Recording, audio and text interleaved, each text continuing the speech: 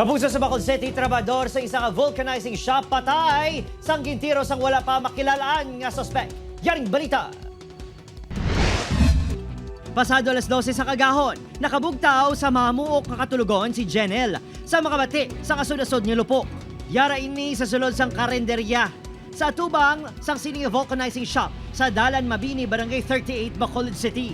Sa ilang-ilantaw, nagakulob na ang manugbulkit sa vulcanizing shop nga si alias Randy, 36 anyos. Ara na kay pagkabati namon sa Lupok nagtiid kami diyon sa iya di kay gabulkit bisa ho.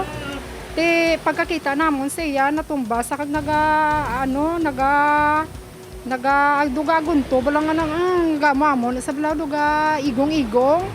Bago lang na disa.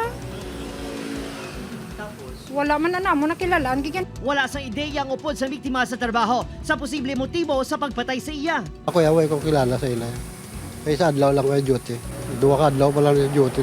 Dua ka gabi gali. Oo. Sunod sa kaprisan, nakaagom ang biktima sang patag nga pila sa dughan, lapos sa kilid.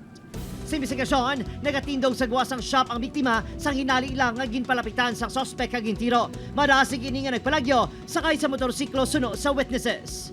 According sa witness may mga personal grudges sa ibang nga tao. Nagamuna sa term ta nga may traso sa kuno, may kontra sa kuno mo nang nga dira sa kapamilya. Kabudlay man sir mag-judge buti wala sang may nakita ang record parte sa ginahambal siya. Plano sa kaprisan nga magpakig-angot sa mga himata sang biktima.